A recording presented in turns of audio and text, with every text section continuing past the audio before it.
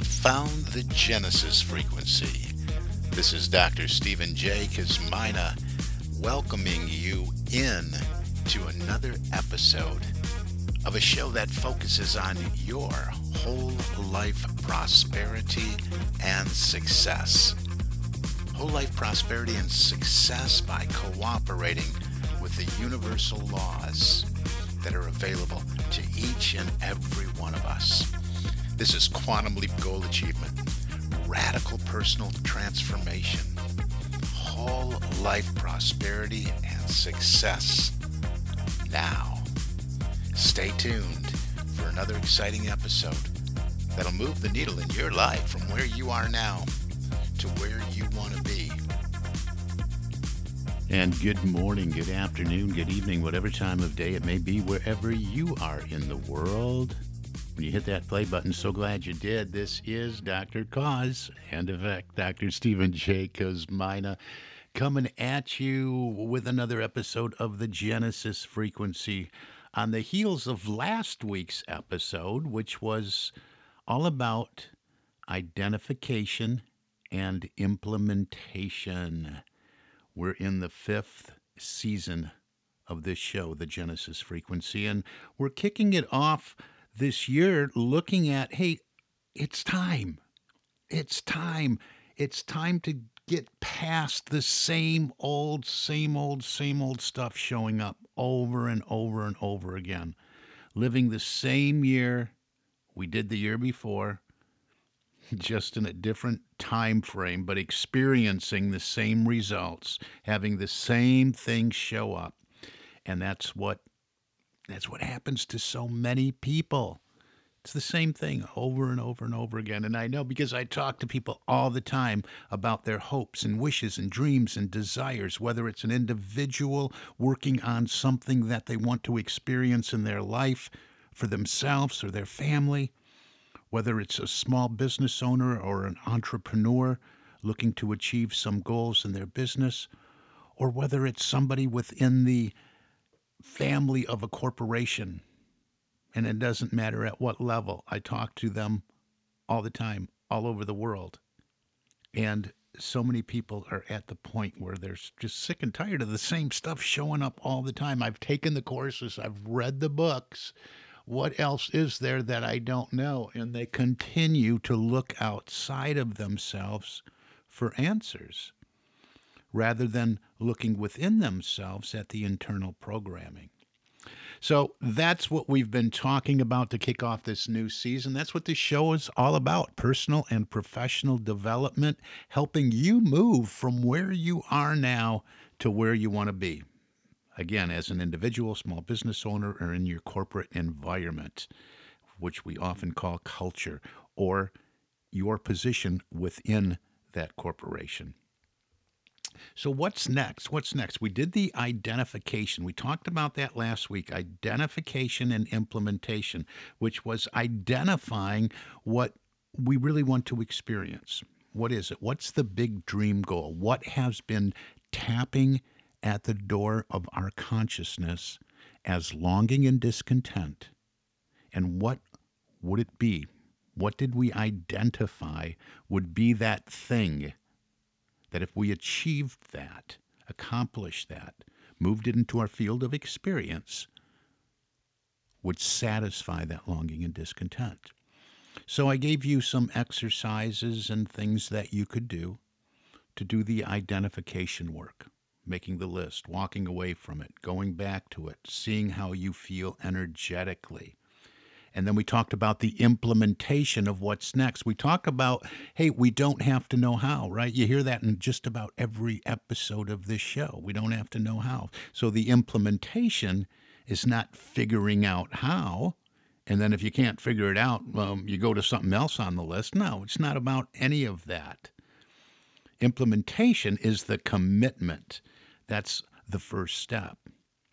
Now, there are some elements that we want to consider when we're doing the identification, when we're doing the list, when we're moving to the commitment and moving on our way. Because remember, I told you the how's none of your business, it'll show up. The first step will show up. We talked about you don't have to see the whole staircase, right? Just take the first step. Just move in the direction of what it is you want, and the how is going to be made available to you. Action, reaction, right? From the energy we're immersed in. That was last episode. Within the identification and the implementation, there's some other things you may want to consider. And I find it easy to remember when we attach a couple different words to it. That's why identification, implementation, couple I's, right? Identify, implement. And we do that through commitment. We do that from making our list and noticing energetically what we're drawn to, what will satisfy that longing and discontent. Within all of this, we want to really do an examination of a few things and some elimination of probably a whole bunch of things as we move along this path of goal achievement, of achieving the desires of our heart. What is that? What is that elimination? What does that look like? What is that all about? Well, let's start with the examination. Through the process of identification, we hopefully landed on what it is we want for ourselves as individuals, as small business owners, or in the corporate environment. Hopefully, we identified successfully what energetically calls to us, saying, that's it. It excites me. It scares me at the same time. No matter how many times I look at this list, I walk away, go back to it, I read it over, in that one thing, maybe two, maybe a personal and a professional goal, but that one thing keeps calling to me, and I say, yes, that's it. Well, what we want to do in the examination phase is go a little bit further. Don't just stop there and say, yeah, I identified it. That's what I really want. Do a little more examination, asking yourself why. Why is it this?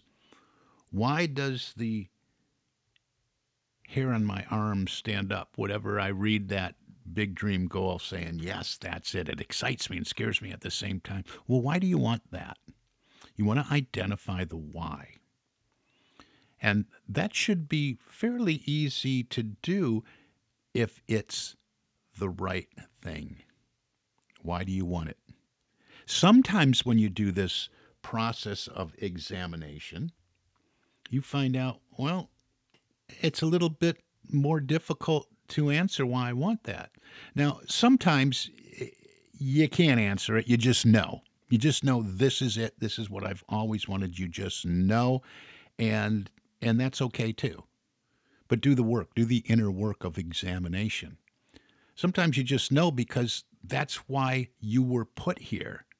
You were born to shine this light in the best way that it's calling to you. The energy of the universe is calling to you. Here, shine your light. This is it. It's just telling you.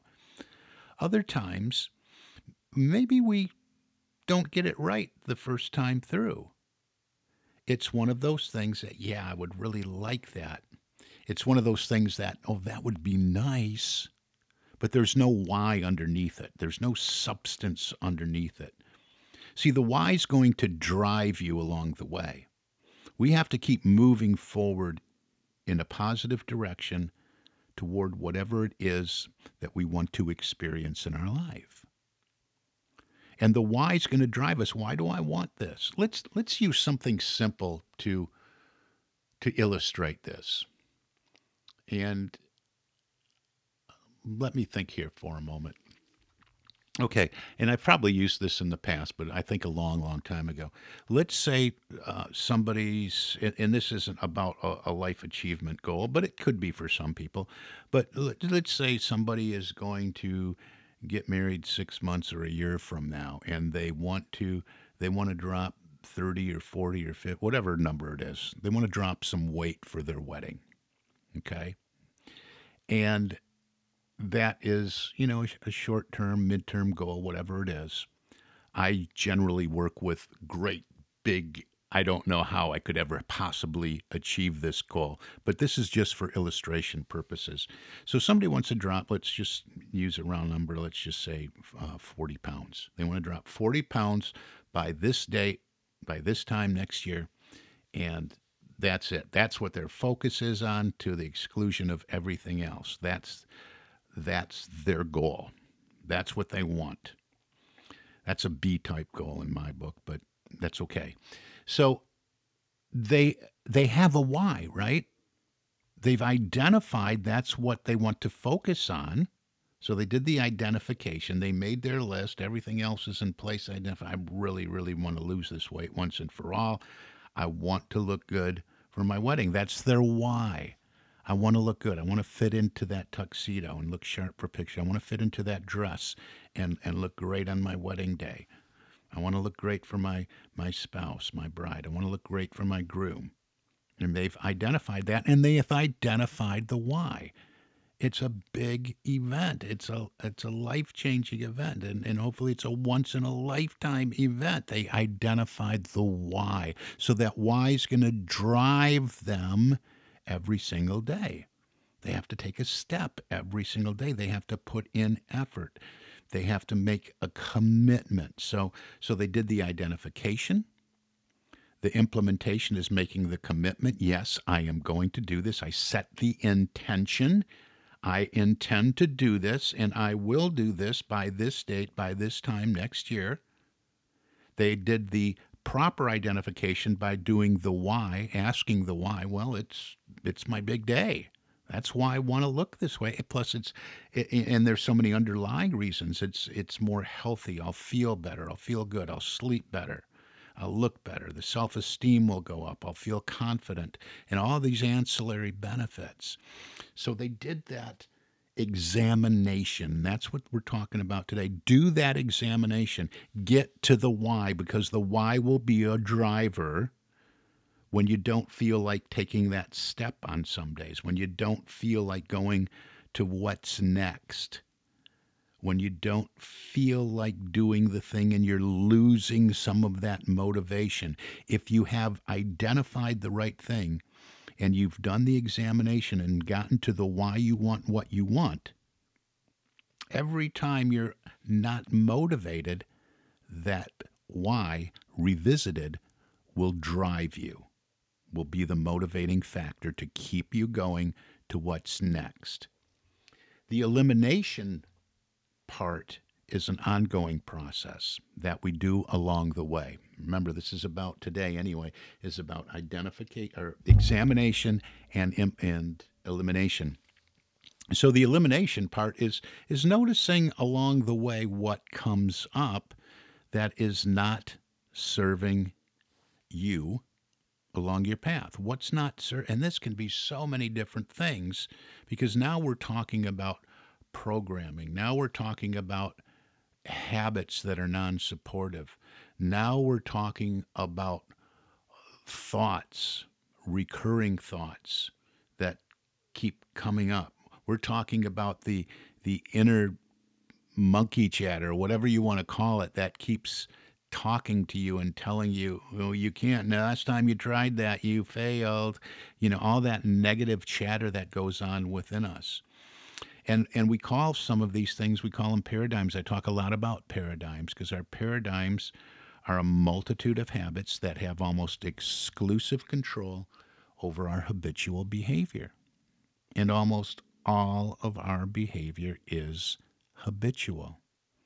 And you hear in almost every episode, we think 40 to 60,000 thoughts a day. And almost all of them are the same thoughts we thought the day before. And many, if not most of those thoughts, are thoughts of worries and doubts and fears and thoughts about things we don't want to happen. I like to say worry is praying for something we don't want to take place in our field of experience, because our thoughts are prayers, our thoughts are things.